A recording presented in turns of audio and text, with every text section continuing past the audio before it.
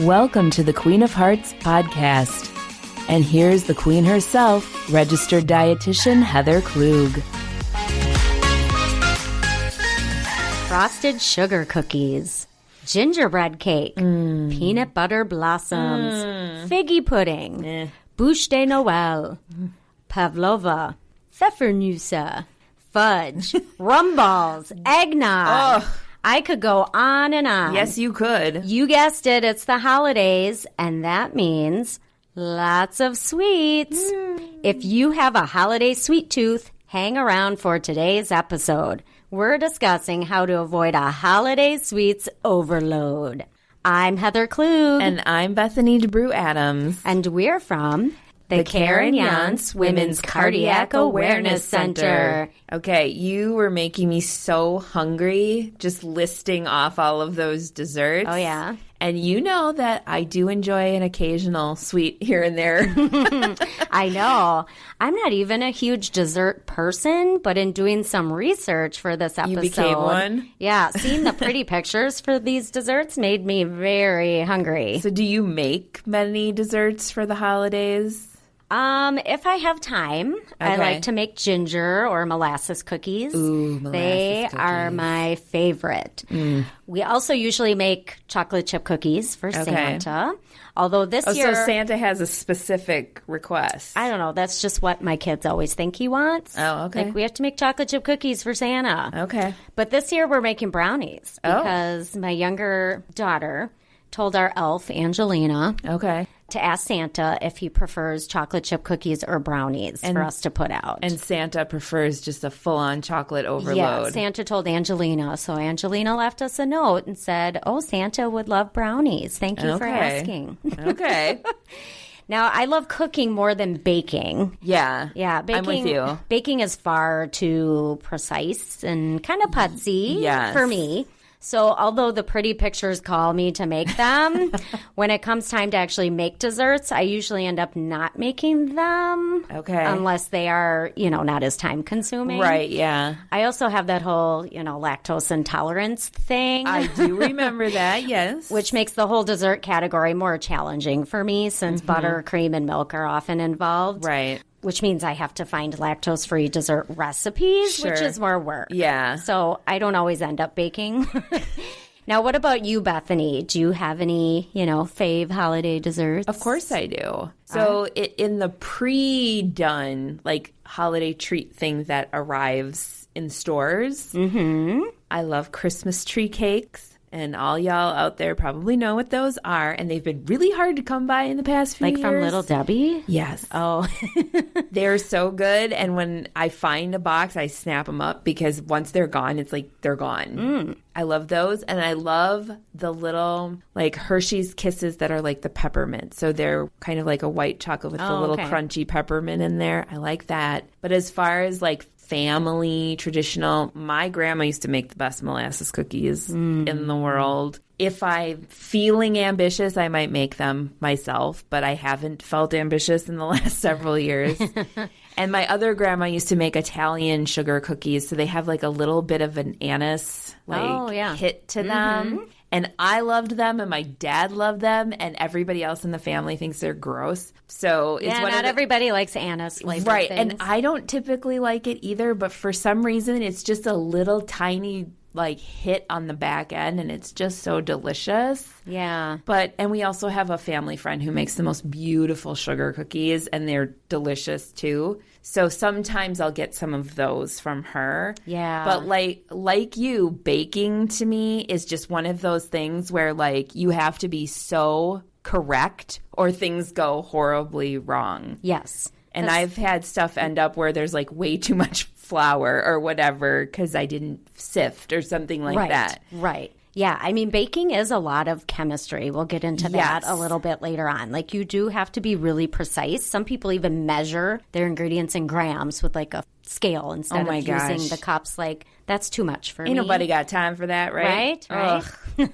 So, Heather, as you know, especially this time of year, desserts are nostalgic for a lot of people, like me, right? Yes. So desserts also bring with them boatloads of sugar and usually like ultra refined flours and, of course, fat. And often extra calories. Yes. I hate to mention that part, I but know, it's true. but I mean, we all know, right? Yeah. We just pretend we don't. Right. And of course, those extra calories can unfortunately lead to holiday weight gain. So I'm hoping you have some Queen of Hearts advice for how we can tame our sweet tooth throughout the holiday season. So what are some suggestions you have for those dessert lovers among us? I do have some suggestions that our listeners can take advantage of. In fact, I have 3 main suggestions plus 2 bonus tips. Ooh, 2 bonus tips. All right. So is the first suggestion to just stay away from sweets completely, keep them out of the house, wear a blindfold, just ignore that they exist? Right? You could try that, but good luck doing that during the holiday season, right? If that works for anyone out there, by all means, then stay away from sweets completely. Right. Some people just aren't dessert fans or big on the sweets. Other people, though, once they start eating sweets, they have a hard time stopping. Right. These individuals do well when they keep tempting desserts out of their environment, whether that means at home or at work, your car, all that kind of stuff. Keeping those kind of out of sight as much as they can. But no desserts at all is pretty hard. Yeah. My first suggestion is going to sound familiar, okay? So this is suggestion number 1. Practice moderation with those sweets. Moderation. Eat sweets less often. Yeah. It sounds easy, but in practice, it's usually a little bit tougher to do than you think. And I'm the kind of person, and you know this about me, that if you tell me I can't have something, then I'm going to be like, you want to bet? Yeah. I'm a grown-up. I can have what I want. You are quite the rebel, Bethany. In that respect, I am, yes. I have a little rebel in me, too, when it comes to that kind of stuff. So for all the rebels out there, try framing the eating of desserts as a choice that you're making. Okay. Tell yourself you can eat the dessert if you want, but you're choosing to not eat it. Okay. It's a subtle difference, but it often works. Okay. Well, what if I've told myself that I'm not going to eat the dessert, I'm not going to eat the dessert, I'm not going to eat the dessert, and then my willpower just kind of goes by the wayside, and I'm like, I got to have the dessert. Well, like other people, I like to remind people this, that you're a human being. You're not a robot, right? Yes, I click that box often. Right? Yeah. We all give in at some point. When you eat the dessert, remind yourself that you don't need a large amount to feel satisfied. Okay. Here's a little secret for everyone. Research shows that the first 2 bites of desserts are always the best. Eat a couple bites and really savor what you're eating for the most enjoyment. And I have heard that before, and I may have heard it from you, probably have heard it from you. But I think that is actually a true statement, because I've noticed that with stuff that I eat too. It kind of just loses its luster the more you have. Right. So for moderation, does it also help to put a limit on the number of sweet treats? Like, I know this time of year, it's like, it's the holidays, and I'm just going to throw caution to the wind, and that's not good. Yeah, it is helpful to kind of have a little limit there or some kind of stopping point maybe in your head. Plan ahead and think about your week. Instead of satisfying every sweet craving that pops up, because they'll pop up a lot. She's glaring at me with that one. Instead, strategize. Like if you have a party or gathering later in the week, that's a great time to eat a dessert. Most likely they'll have a variety of sweets that you wouldn't normally eat, right? Yeah. You may get more enjoyment from that than the same sweets you always eat. Okay. I also like to save a sweet treat for the weekend, like a Friday night or maybe on Saturday. I don't know. It feels a little more indulgent to me for some reason. Yeah. Ooh, let's celebrate. Probably like, ooh, got through the week. Yeah, right. This is my reward.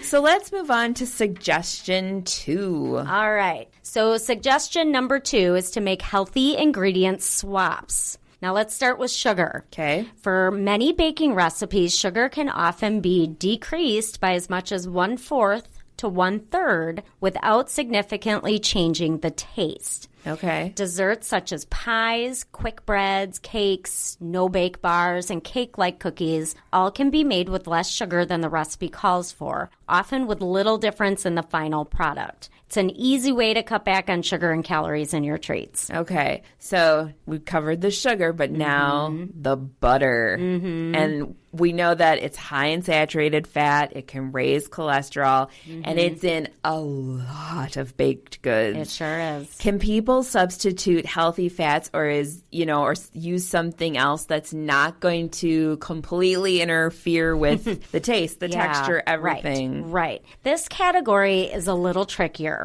Now, you can substitute applesauce for butter in desserts with a soft texture, such as brownies, cakes, cupcakes, quick breads, and muffins. For desserts with a crispy or a crunchy texture, do not substitute applesauce or butter. I'm just thinking, like, it will not be crispy. Something up with some applesauce in the pan, like, it's not going to work. No, you wouldn't be sauteing in a pan. But if you have, like, a really crispy kind of cookie, you know, some of them you really need that crispness on the outside. If you're cutting out the butter, you're not going to have that texture anymore, right? You're going to have a different kind of cookie, basically. Now, oil can be used in place of butter in many desserts also because it provides moisture, like the butter does. You may want to start with a 50-50 combination, though, of oil and butter. Okay. So if a recipe calls for 1 stick of butter, for those of you that cook or bake, that equals half a cup. You could replace with 1/4 cup or half a stick of butter and then use 1/4 cup oil, right? Okay. So you've got 1/4 cup of each. That makes sense. Sure. If you're using all oil as a full substitute for butter, usually you want to use slightly less oil. Okay. So for 1 cup of butter, you might do 3/4 cup plus 1 tablespoon of oil, just as an example. Okay. Plain unsweetened yogurt can also be used in quick bread and muffin recipes in place of butter. If using plain Greek yogurt, there's slightly less water content because it's thicker. Sure. So you may need to add a little liquid or be okay with kind of a more dense texture. Okay, that makes sense. Now, I'm seeing, out there now, there's a whole variety of flours, whole grain flours, and different kinds of chickpea flour, all that kind of stuff that are out on grocery store shelves. Can you use those in holiday desserts instead of like your standard all-purpose white flour? Yes, you can switch whole grain flours such as whole wheat or oat. So you can use those in place of just regular white flour, the all-purpose flour that you were mentioning. Or you could do a mixture of whole and, the all-purpose flour to increase fiber and nutrients. Yeah. Some flours also have more protein, you mentioned these, and they have little to no carbs, such as almond, coconut, and chickpea flours. Keep in mind, we mentioned this before, that baking involves a lot of chemistry to produce a desirable outcome. There's a lot of things that depend on each other. Yes. So if you're before when I was mentioning using, oil in place of butter or something, now you maybe have to tweak the liquid a little or something somewhere else, right? So I'd recommend finding established recipes and read reviews. Look for good reviews. Yes. That use some of these healthier swaps rather than experimenting on your own. I think we've all experimented and had something turn out horrible or sometimes maybe even inedible. Yeah, once or twice. Maybe consider trying even if you have to experiment on your own, try a small batch. Yes. Make a third of what they tell you to make so that you're not wasting as much money if it doesn't turn out well. That's a good idea. Also keep in mind, so suggestion number 1, that whole moderation thing with these healthier swaps. Healthier desserts are sometimes lower in calories, but often they have the same amount of calories or more compared to regular desserts. So these healthier desserts, you can't see me, but I'm putting healthier in quotes, little air quotes here. These healthier desserts aren't a free pass to eat more of them or to eat them more often. Right. Okay. Fine. I know. I have to be the bearer of bad news again. Right. But that's a good tip for everybody to remember. So, all right, we're down to the third suggestion. What is it for taming our holiday sweet tooth? I think our listeners will like this one. Okay. So suggestion number 3 is to go mini. Oh. Mini desserts are smaller versions of your favorite things. Okay. You get to enjoy them with fewer calories, sugar, saturated fat, and so on. Great mini dessert ideas include mini muffins, small cookies such as spritz and pfeffernusse. I love spritz. Yeah. They're a pain to make, but I love them. Yes, they are. I remember making those with my mom when I was little. They were a lot of work. Or maybe mini cheesecakes. Ooh, yeah. Fruit and nut truffles, or like those energy balls, cake pops, tartlets, and parfait shooters. I mean, so many great options. And they look cute. I mean, you could do a lot with them decoration-wise, too, if you're putting out a little buffet or whatever. Right. I remember a few years ago, we had parfait shooters at one of our open houses for Heart Month. They were delicious, and they were so pretty because I think they had raspberry or something red in them, and people just loved them. Yes. Plus, they came with these adorably tiny little spoons that I could not get enough of. But. Right. So you mentioned bonus tips earlier. Now, don't keep us in suspense because we're hoping these might be like, hey, you can have like a bunch of chocolate or something for for the holidays. Well, since you mentioned chocolate, okay. The first bonus tip is to choose dark chocolate. This means with 70% cacao or greater. So choosing dark chocolate over milk chocolate or white chocolate. So I have one question. Yeah. 70% cacao or greater. Are those a little hard to come by? Do you need to look for them in a specific place? I mean, I usually buy them. They're usually in the candy aisle at most grocery stores, even Target and Walmart, places like that. But they're usually in like the bigger bars. Oh, you know, like Ghirardelli or Endangered Species, like one of those kind of brands, and it will list the percentage on there. It'll be right on the label, It should right? be there right on the front. Yeah. Okay. And is dark chocolate better because of the antioxidants? Because it's one of those ones we hear, it has all these good antioxidants for you. Well, that's one good reason, because that's really good for your heart. I think we've Okay. talked about that in past podcasts. The other reason is because dark chocolate helps reduce appetite and cravings for richer sweets. Oh. There's something in chocolate called stearic acid, and this slows digestion, which increases the feeling of fullness. Supposedly, even smelling dark chocolate can decrease cravings. I don't know about that. You don't think that'll work? I would think that might ramp them up a little bit. Maybe in some but... people. So what's your second bonus tip? All right, my second bonus tip is to eat your sweets earlier in the day. Avoid eating them late in the evening. Sweets with breakfast, everybody. There you go. So why eat them earlier as opposed to later? Does this like have something to do with your body like turning it to fat more easily, or is it like you eat it earlier, you're active all day, you can burn off those calories? You're on the right track. Yes, we have more time to burn off the calories when eaten earlier, since most people are moving, you know, for the bulk of the day, right? Or most of their movement's going to be during the day. Sure. There's a bigger reason here, though. Okay. Remember last week when we talked about circadian rhythm? Yes, we discussed how going to bed at a decent time, Heather, and at the same time each day sets our circadian rhythm and keeps it going smoothly. Right. Well, believe it or not, all our major organs also have circadian rhythms, or these are actually called peripheral clocks. Basically, when we eat is just as important as what we eat. Eating late at night, and this means about 3 hours before bed, roughly, affects the function of the peripheral clocks in our organs and can lead to excess fat in the belly area, metabolic syndrome, and cardiovascular disease.